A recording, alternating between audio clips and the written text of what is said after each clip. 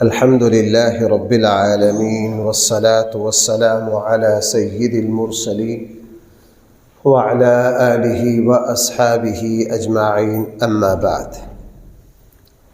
رات نماز تراویح میں 11ویں پارے کی تلاوت کی گئی ہے۔ 11ویں پارے کے شروع میں قرآن کریم نے غزوہ تبوک میں بے ایمانی کرنے والے منافقین کا تذکرہ کیا۔ کل کے درس میں نے یہ بات عرض کی تھی، غزوہ تبوک رسول اللہ صلی اللہ علیہ وسلم کی زندگی کا آخری غزوہ ہے، اور اللہ تعالی نے اس غزوہ میں منافقین کو بالکل ننگا کر دیا۔ مدینہ میں ایک ٹولہ تھا جو تقریباً 300-350 افراد پر مشتمل تھا۔ ان کا سربراہ عبداللہ ابن ابی تھا، اور ان میں اکثر یہودی تھے۔ یہ منافق تھے، مفاد کی خاطر اپنے آپ کو مسلمان ظاہر کرتے تھے اور اندر سے منافق تھے۔ جس جنگ میں جنگ کا خطرہ کم ہوتا، مال غنیمت کی امید زیادہ ہوتی، یہ ساتھ لگ لیتے۔ غزوہ تبوک میں چونکہ جنگ تھی، لمبا سفر تھا، گرمی کا زمانہ تھا، مشقت ہی مشقت تھی، اللہ تعالیٰ نے اس جنگ میں اللہ کے نبی سے فرما دیا تھا اللہ تعالیٰ نے کہ جتنے منافق ہیں یہ ہیلے بہانوں سے پیچھے رہ جائیں گے، یہ ہیلے بہانوں سے پیچھے رہ جائیں گے۔ جو بھی آپ کے پاس آئے آپ نے ان کو پیچھے رہنے کی اجازت دے دینی۔ اور 11واں پارہ یہیں سے شروع ہوا، یعتذرون الیکم اذا رجعتم، کہ یہ اندر سے منافق ہیں، بے ایمان ہیں، ان کے پاس ایمان نہیں ہے، یہ پیچھے رہ جانے کے جھوٹے عذر تراشیں گے، ہیلے بہانے تراشیں گے۔ اللہ جانتا ہے کہ یہ صرف چال بازی کر رہے ہیں، اس کا حقیقت سے کوئی تعلق نہیں ہے۔ قرآن کریم مجھے اور آپ کو یہ سمجھا رہا ہے کہ گناہ کر کے اس کا عذر تلاش کرنا یہ منافقوں کی ادا ہے، ایمان والوں کی نہیں ہے۔ میں نے پہلے پارے کے خلاصے میں عرض کیا تھا، اور میں انشاءاللہ آگے کسی جمعے میں بھی یہ بات عرض کروں گا، آدم علیہ السلام سے جب غلطی ہو گئی تو وہاں قیل و قال کی، ہیلے بہانوں کی بڑی گنجائش تھی۔ بھائی وہاں قیل و قال اور ہیلے بہانے کی، اے اللہ مجھ سے، میں نے یہ سمجھا تھا، میں تو یہ کرنا چاہتا تھا، میرا مقصد تو یہ تھا۔ آدم علیہ السلام نے کوئی عذر اللہ کی بارگاہ میں پیش نہیں کیا، سیدھا سیدھا کہا ربنا ظلمنا انفسنا، اے اللہ میں نے خود اپنے اوپر زیادتی کی ہے، میں غلطی کر گیا۔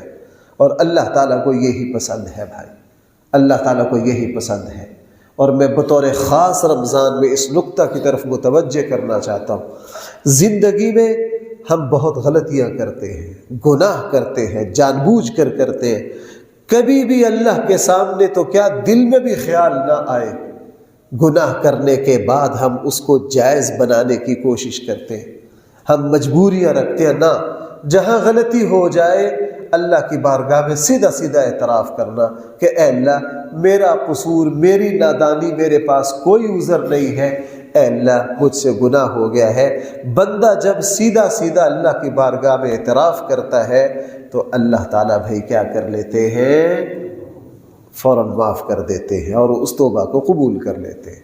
قرآن کریم نے یہ بڑا اہم موضوع ہے جس کی 11ویں پارے میں جس کا تذکرہ کیا، اور اس زمانے میں ہم اہل سنت والجماعت اس مسئلہ سے سرے سے غافل ہیں۔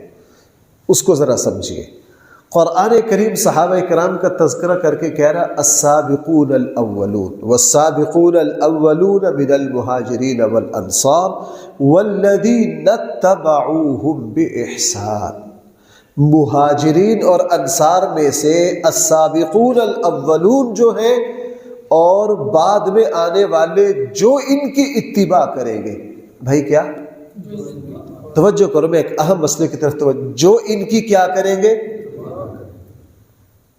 والذین اتبعوہم بإحسان، کس چیز میں اتباع کریں گے؟ نیکی میں. رضی اللہ عنہم ورضوا عنہ، اللہ تعالیٰ ان سے کیا ہو جائیں گے؟ راضی ہو جائیں گے.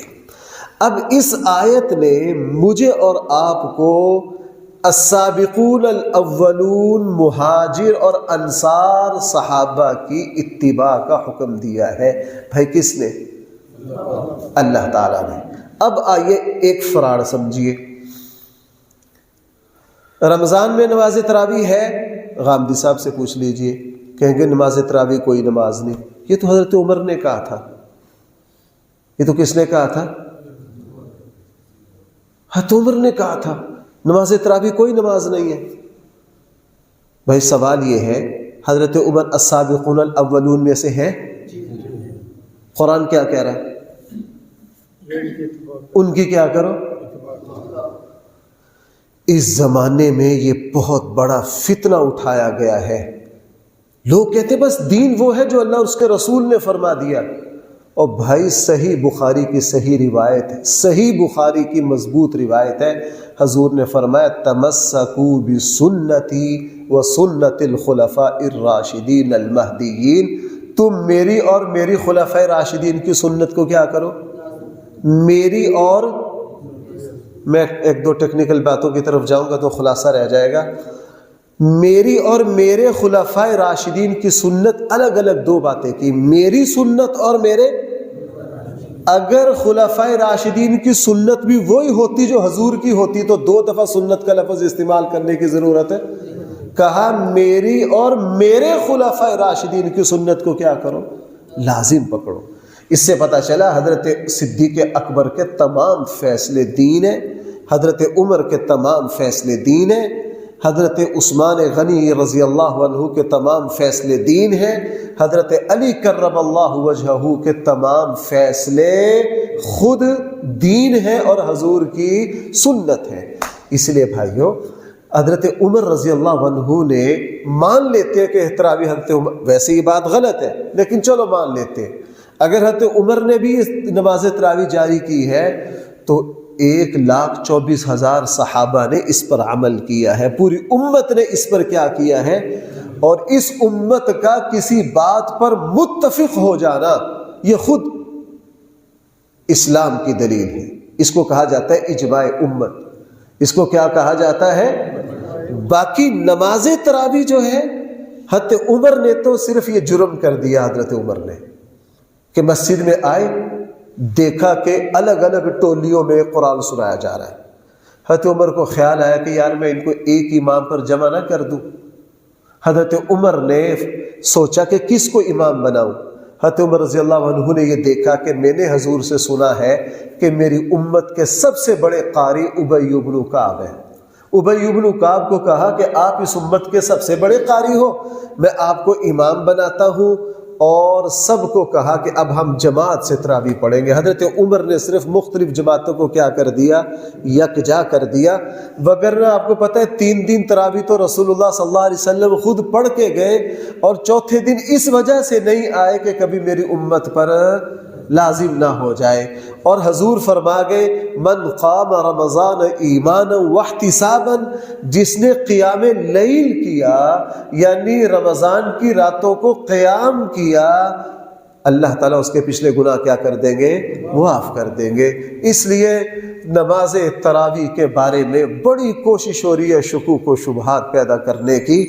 میں نے عرض کیا تھا کہ 1400 سالوں سے آپ اس وقت پاکستان میں چھوڑ دیجئے، پوری دنیا پر نظر ڈالیے، تراویح صرف پاکستان ہندوستان میں ہے بس. پوری دنیا میں ہے کہ نہیں؟ پوری دنیا میں ہے، 1400 سالوں سے ہے. یعنی ایسا زمانہ بھی آنا تھا کہ جو متفق علیہ اسلام کی چیزیں ہیں ان کے بارے میں بھی شک پیدا کرتے ہیں. ان کے بارے میں بھی کیا کرتے ہیں؟ یعنی مسلمانوں کی 15 صدیوں میں جو بات علل اتفاق چلی آ رہی ہے دیدہ دلیری کے ساتھ، اس میں بھی شک پیدا کرنے کی کوشش کرتے ہیں. بہرحال قرآن کریم نے حکم دیا تم صحابہ کی کیا کرو؟ اتباع کرو. قرآن کریم نے 11ویں پارے میں قبا کے صحابہ کی تعریف کی ہے، لمسجد اسس علی التقوی، کہ قبا اور مسجد نبوی وہ مسجدیں ہیں جن کی بنیاد تقوی پر رکھی گئی ہے، جن کی بنیاد کس پر رکھی گئی ہے؟ تقوی پر رکھی گئی ہے۔ قرآن نے فرمایا فیہ رجال یحبون ان یتطہرون، اس میں وہ لوگ ہیں نماز پڑھنے والے جو پاکی کو بہت پسند کرتے ہیں۔ اللہ پاک ہے، اللہ کے نبی پاک ہے، ہمارا دین پاکیزگی والا دین ہے، اس لیے اسلام کو پاکیزگی پسند ہے کہ ایک مسلمان کا کھانا پاک اور حلال ہو، اس کا لباس پاک ہو، اور وہ جب نماز پڑھے تو پوری پاکی کے ساتھ پڑھے۔ اسلام جو ہے ناپاکی سے ساری برکتیں ختم ہو جاتی ہیں۔ ایک مسلمان پر اللہ معاف فرمائے، ہم ادھر ادھر دیکھتے ہیں، اچانک لوگ بیٹھے سر عام پیشاب کر رہے ہوتے ہیں، ایک مسلمان سے اس کا تصور بھی نہیں کیا جا سکتا کہ وہ اپنے کپڑوں کو ناپاک رکھے۔ مسلمان سے اس کا، آج کسی کو نماز کا کہتے وہ کہتے میرے کپڑے ناپاک ہیں جی میں اس لیے نہیں پڑھتا۔ بھائی کپڑے ناپاک رکھنا مسلمان کو تو زیب ہی نہیں دیتا۔ مسلمانوں کو تو، مسلمانوں میں بھائی ایک زمانہ وہ گزرا ہے، محدثین کے یہاں اصول ہے، اگر کوئی حدیث کا بڑا عالم سر راہ کہیں پیشاب کرتا دیکھ لیا گیا تو محدثین مہر لگا دیتے تھے کہ اس بندہ سے حدیث سننا جائز نہیں، یہ حدیث پڑھانے کا اہل نہیں ہے۔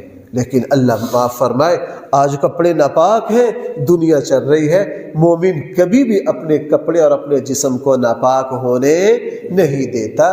جہاں مجبوری میں ناپاک ہوگا وہ فوراً کہاں آ جاتا ہے؟ پاکی میں آ جاتا ہے۔ اسی لیے میں آگے جا کے 29ویں پارے میں یہ بات عرض کروں گا۔ سورہ مدثر، سورہ مزمل اسلام کی دوسری وحی ہے۔ قرآن نے سورہ مدثر میں کیا فرمایا؟ یا ایھا المدثر قم فانذر وربک فکبر، آگے کیا ہے؟ وثیابک فطہر، نبی جی اپنے کپڑوں کو کیا رکھنا ہے؟ یعنی دوسری وحی میں بتا دیا کہ آپ کا دین جو ہے، آپ کے دین پر عمل کرنے والوں کو ہر حال میں اپنے آپ کو پاک رکھنا ہے۔ اور بھائی قرآن کریم نے، صحابہ اکرام نے اپنے اللہ سے ایک عجیب سودا کیا، اس کا بھی تذکرہ کیا ہے کہ جس وقت مدینہ کے صحابہ رسول اللہ صلی اللہ علیہ وسلم تک پہنچ گئے اور انہوں نے اللہ کے نبی صلی اللہ علیہ وسلم کو مدینہ منورہ آنے کی دعوت دی، اور جہاں شیطان کو، 3 بڑے شیطانوں کو کنکریاں ماری جاتی ہیں، جو تیسرا بڑا شیطان ہے اس کے قریب وہ جگہ ہے جہاں مدینہ کے صحابہ نے اللہ کے نبی کو مدینہ آنے کی دعوت دی، اور رسول اللہ صلی اللہ علیہ وسلم کی ساری شرطیں مانی۔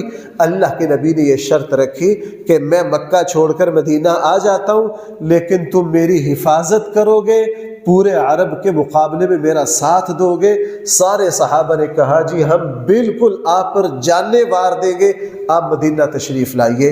جب ساری بات ہو گئی تو ایک صحابی نے سوال کیا، اللہ کے رسول ہم اپنی اولادیں سب آپ پر وار دیں گے، اپنی جائیدادیں، زمینیں، اپنا شہر، وطن، ہر چیز آپ پر قربان کر دیں گے۔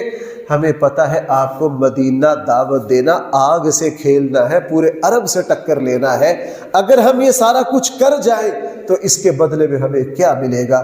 رسول اللہ صلی اللہ علیہ وسلم نے فرمایا میں تم سے جنت کا وعدہ کرتا ہوں۔ میں تم سے کیا کرتا ہوں؟ جب یہ آیت صحابہ اکرام نے، ہمارے جیسے ہوتے تو کہتے اللہ کے نبی ہمارے لیے سارا کچھ کرتے، بس آپ یہ دعا کر دیں کہ ہماری اولادوں میں سارے بادشاہی ہوں، ہم کو دنیا کی چیز مانگتے۔ صحابہ اکرام دنیا کے سوداگر ہیں۔ جب کہا حضور سے یہ سنا میں تمہارے لیے میں جنت کا وعدہ کرتا ہوں، انہوں نے کہا جی یہ سودا منظور ہے۔ اور جب اللہ کے نبی سے معاہدہ کر کے اٹھ رہے تھے، کپڑے جھاڑ رہے تھے، قرآن کریم کے آیات آ گئی، ان اللہ اشتری من المؤمنین انفسهم واموالهم بان لهم الجنہ، ایمان والوں نے اپنی جان کو بیچ کر اللہ تعالی سے جنت کو خرید لیا ہے۔ اللہ تعالیٰ سے جنت کو کیا کر لیا ہے؟ خرید لیا ہے۔ قرآن کریم نے یہاں ابراہیم علیہ السلام کی ایک بات کا تذکرہ کیا ہے۔ ابراہیم علیہ السلام نے اپنے والد کے لیے توبہ استغفار کی۔ اس کا تذکرہ قرآن کریم میں 3 جگہ ہے، یہاں بھی ہے، سورہ مریم میں بھی ہے اور سورہ ممتحنہ میں بھی ہے۔ جب اپنے والد کے لیے توبہ استغفار کر رہے تھے تو اللہ تعالیٰ نے جب یہ بتایا کہ آپ کے والد کفر پر مرے ہیں اور کافر کے لیے توبہ استغفار نہیں ہے، تو ابراہیم علیہ السلام نے فوراً اپنے والد کے لیے توبہ استغفار کے سلسلے کو کیا کر دیا؟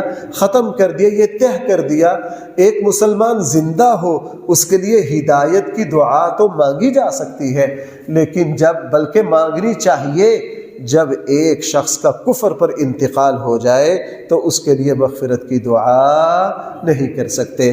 قرآن کریم نے 11ویں پارے میں فرمایا، اے ایمان والو تم یا ایھا الذین آمنوا اتقوا اللہ وکونوا مع الصادقین، اللہ سے بھی ڈرو اور سچوں کے ساتھ رہو۔ کس کے ساتھ رہو؟ آدمی جہاں جس مجلس میں بیٹھتا ہے طبیعت پر اس کا اثر ہوتا ہے۔ آپ ذمہ داروں کے ساتھ بیٹھو گے تو وہی باتیں، تاجروں کے پاس بیٹھو گے وہی۔ اس لیے اسلام نے حکم دیا کہ تم ہمیشہ نیک لوگوں کے ساتھ بیٹھو، اپنا اٹھنا بیٹھنا اچھوں کے ساتھ رکھو تو خود بخود اچھائی کا اثر تم پر آ جائے گا۔ اور میں اس کو بہت بیان کرتا ہوں، ادھر میرے کالج یونیورسٹیوں میں بیان ہوتے ہیں، میری کوشش ہوتی ہے کہ میں یہی بات بار بار بیان کروں۔ ہماری نوجوان نسل کو اس وقت سب سے بڑا جو خطرہ ہے وہ بری صحبت کا ہے۔ وہ کس کا ہے؟ میں جیلوں میں بھی کئی مرتبہ خطاب کے لیے گیا ہوں، منشیات کے سینٹروں میں بھی گیا ہوں، تھانوں میں بھی گیا ہوں۔ 99% وہ بچیاں جو گھر سے بھاگی ہیں، برائی کا آغاز ہوا، کوئی غلط سہیلی اور دوست ساتھ لگی، اس نے برائی کے رستے پر چڑھا دیا۔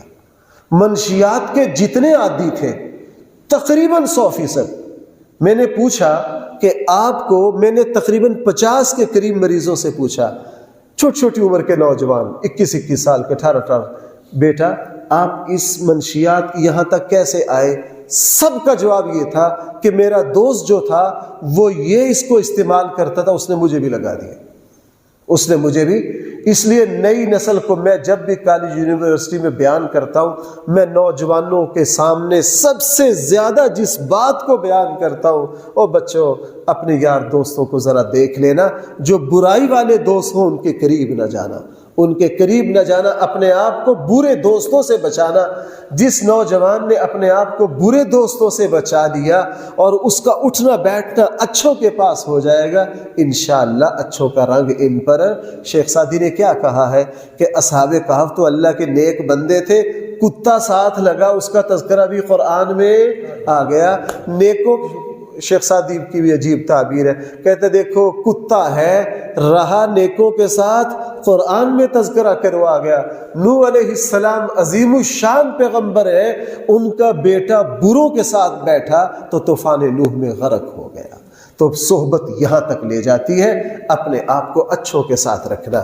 قرآن کریم نے رسول اللہ صلی اللہ علیہ وسلم کے بارے میں فرمایا، ہم نے جو تمہارے لیے رسول منتخب کیے ہیں یہ تم پر بہت مہربان ہیں، ان کو اپنی امت کی تکلیف گوارا نہیں ہے۔ اور اللہ کے نبی ایسے ہی تھے، رسول اللہ صلی اللہ علیہ وسلم ہر موقع پر یہ دیکھتے کہ کبھی میری امت پر یہی نماز تراویح کو لے لیجئے، حالانکہ نماز حضور کی محبوب ترین عبادت ہے، لیکن چوتھے دن نماز کے لیے تشریف نہیں لائے، کیوں؟ تاکہ میری امت پر کبھی لازم نہ ہو جائے۔ اللہ کے نبی اتنے حساس تھے، باپ ہوتا ہے نا اولاد کے بارے میں بہت حساس ہوتا ہے۔ رات کو باہر نکلنا ہو، بیٹا باہر چلا جائے تو ماں باپ کام جاتے ہیں، اور خود چاہے ہر مشکل سے ٹکرا جاتے ہیں ماں باپ، لیکن اپنے بچوں کو مشقت میں ڈالنا گوارا نہیں ہے۔ رسول اللہ صلی اللہ علیہ وسلم تو ہزاروں ماں باپ سے زیادہ شفیق تھے اپنی امت پر، اپنی امت کی کوئی مشقت بھی اللہ کے نبی کو گوارا نہیں تھی۔ قرآن کریم نے 11ویں پارے میں جنت جنتیوں کی ایک نشانی یہ بیان کی ہے کہ جنتی جب آپس میں ملیں گے، ملاقات کریں گے، ان کی زبان پر جو کلمہ ہر وقت جاری ہوگا، ایک دوسرے کو کہیں گے، وہ ہوگا سلام۔ بھائی وہ کیا ہوگا؟ جنتیوں کا تقیہ کلام ہوگا، ایک دوسرے کے ملتے ہوئے تجھ پر سلامتی ہو، السلام علیکم، السلام علیکم، السلام علیکم۔ جنتی سب سے زیادہ جو کلمہ کہیں گے، بھائی وہ کیا کہیں گے؟ السلام علیکم۔ اس لیے رسول اللہ صلی اللہ علیہ وسلم نے اسی جملہ کو اپنی امت کے لیے ملاقات پہ پسند کیا۔ جو مسلمان ہر وقت اس کی زبان پر السلام علیکم کا کلمہ رہتا ہے، گویا کہ یہ کلمہ بھائی کن لوگوں کا ہے؟ کیا بعید ہے جو بندہ یہاں ہر وقت جس کی زبان پر السلام علیکم ہے، تو انشاءاللہ اللہ تعالیٰ اس کو جنت بھی عطا کر دیں گے۔ قرآن کریم 11ویں پارے میں اللہ تعالیٰ اپنے بندوں سے ایک شکوہ کر رہے ہیں۔ یہ شکوہ قرآن کریم میں بہت ساری جگہ ہے، بہت ساری جگہ، اور سچی بات یہ ہے، میں نے خود اپنے آپ پر بھی غور کیا ہے، آپ پر بھی غور کیجئے۔ ہم یہ غلطی کرتے ہیں، یوں کہہ لیجئے ہم یا اپنے اللہ کے حق میں ایک ڈنڈی مارتے ہیں۔ وہ کیا؟ قرآن کریم ارشاد فرما رہا ہے کہ تمہارا مزاج یہ ہے، جب ہم تمہیں تکلیف اور پریشانی میں ڈالتے ہیں تو تم بھاگ کر میری طرف آتے ہو، مجھے پکارتے ہو، مجھ سے دعائیں مانگتے ہو۔ جیسے ہی میں تمہاری تکلیف کو دور کرتا ہوں، تم یوں نظریں پھیر لیتے ہو جیسے تمہیں کبھی دوبارہ اللہ سے کام ہی نہیں پڑنا۔ اور بھائیو، ہمارا عمومی رویہ یہی ہے۔ اللہ تعالی ہماری حفاظت فرمائے۔ اللہ نہ کرے کوئی بیماری آ جائے، کوئی پریشانی آ جائے، ہم مسجد کی طرف بھی آئیں گے، نماز بھی، دعا بھی، جیسے ہی اللہ حالات کو اچھا کر دیتے ہیں تو ہم ہر چیز بھول جاتے ہیں، وہ دعا مانگنا بھول جاتے ہیں۔ رسول اللہ صلی اللہ علیہ وسلم نے فرمایا، اللہ تعالی اپنے بندے کو دیکھتے ہیں کہ خوشی کے موقع پر کیا کرتا ہے۔ جس مسلمان کو دیکھو کہ وہ خوشی کے وقت بھی اللہ کی طرف متوجہ ہے، حقیقی معنی میں وہ مومن ہے۔ حقیقی معنی میں بھائی وہ کیا ہے؟ مومن ہے۔ قرآن کریم نے 11ویں پارے میں ایک بڑی زبردست بات ارشاد فرمائی ہے کہ اللہ کے ولی کون ہے؟ الا ان اولیاء اللہ، اللہ کے ولی کون ہے؟ بھائی میں اکثر اس آیت پر عرض کرتا ہوں، ہمارے یہاں اللہ کے ولیوں کا عجیب تصور ہے۔ قرآن کا تصور اور ہے، ہمارا تصور۔ ہمارے یہاں اللہ کے ولی کون ہے؟ جو کوئی گدی نشین ہو، کسی مزار کا مجاور ہو، اس کے ہاتھ میں بڑا تکڑا ڈنڈا اور کھوڑا ہو، اس کا لباس اسپیشل ہو، مریدین کی پوری ٹیم ہو، جس کا میک اپ بیبیوں سے بھی زیادہ ہو، بڑا لمبے چوڑے آستانے کے متولی ہو، ہم اس کو کیا کہتے ہیں؟ پہنچی ہوئی سرکار۔ ہم اس کو کیا کہتے ہیں؟ قرآن کریم کیا کہہ رہا ہے؟ قرآن کریم کہہ رہا ہے الا ان اولیاء اللہ لا خوف علیہم ولا هم يحزنون۔ جو اللہ کے ولی ہیں ان کو کسی طرح کا ڈر اور خوف نہیں ہے۔ وہ ولی ہے کون؟ قرآن کہہ رہا ہے الذین آمنوا وکانوا یتقون، جو اللہ پر ایمان رکھتے ہیں اور تقوی اختیار کرتے ہیں۔ قرآن نہ یہاں شیروانی کی شرط بیان کر رہا، نہ آستانہ۔ اللہ کا ولی وہ ہے جو جس کا ایمان مضبوط ہو اور جس کا تقوی مضبوط ہو، اس کا ظاہری حلیہ جیسا کیسا بھی ہو، وہ اللہ کا ولی ہے۔ ہم نے ولایت کا معنی تبدیل کر دیا، ولایت کے لوازمات تبدیل کر دیے، یہ اپنے ساتھ بھی دھوکہ ہے۔ اللہ کا ولی وہ ہے بھائی جس کا ایمان کامل ہو، جو ہر موقع پر تقوی کا دامن تھام کے رکھے، بھائی وہ کیا ہے؟ وہ اللہ کا ولی ہے۔ اور بھائی قرآن کریم نے حضرت نوح علیہ السلام کا تذکرہ کیا، پیچھے بھی تذکرہ آیا، نوح علیہ السلام کی لمبی عمر تھی، لیکن یہاں نوح علیہ السلام نے ایک بڑی عجیب بات کی اپنی قوم سے۔ ان کی قوم کی عمر اتنی نہیں تھی جتنی ان کی تھی۔ حضرت نوح علیہ السلام نے ایک مرتبہ اپنی قوم کو یہ بھی کہہ دیا، لوگوں میری عمر ہی کی حیا کر لو، میں عمر میں تم سب سے بڑا ہوں، میری عمر کا ہی لحاظ کر لو۔ لیکن اس قوم نے حضرت نوح علیہ السلام کی عمر کا کوئی لحاظ نہیں کیا. کہتے تھے یہ بابا جو ہے یہ سٹھیا گیا ہے, یہ بہکی بہکی باتیں کرتا ہے. بھائیو, اسلام نے مجھے اور آپ کو حکم دیا ہے کہ جو عمر میں بڑے ہو ان کا احترام کرو, بطور خاص جو بڑھاپے میں ہو, جو کس میں ہو, بڑھاپے میں ہو, ان کا کیا کرو, لحاظ کرو. رسول اللہ صلی اللہ علیہ وسلم نے ارشاد فرمایا, جس نے کسی بوڑھے آدمی کو عزت دی, احترام کیا اللہ کے لیے, اس پر اللہ اس طرح راضی ہوتے ہیں جس طرح اس نے اللہ کو عزت دی. جس طرح اس نے کس کو عزت دی, اللہ کو عزت دی. اس لیے اللہ معاف فرمائے, والد بوڑھے ہیں, 70 سال کے ہیں, بوڑھے بھی ہیں, والد بھی ہیں, اولاد آگے یوں بولتی ہے, نہ والد ہونے کا حیا اور نہ ان کے بڑھاپے کا حیا, نہ ان کے بڑھاپے کا حیا. اور ہم نے اپنے بڑوں کو دیکھا کہ والدین جب بوڑھے ہو جاتے تھے, اتنی جیسے جیسے ماں باپ بوڑھے ہوتے جاتے, دل میں ان کی عظمت اور احترام. میں نے اپنے استاد شیخ الاسلام حضرت مولانا مفتی محمد تقی عثمانی صاحب سے ایک بات سنی.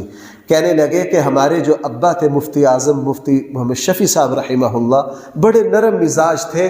کہنے لگے ہمیں کبھی نہیں ڈانٹا, نہ کبھی مارا.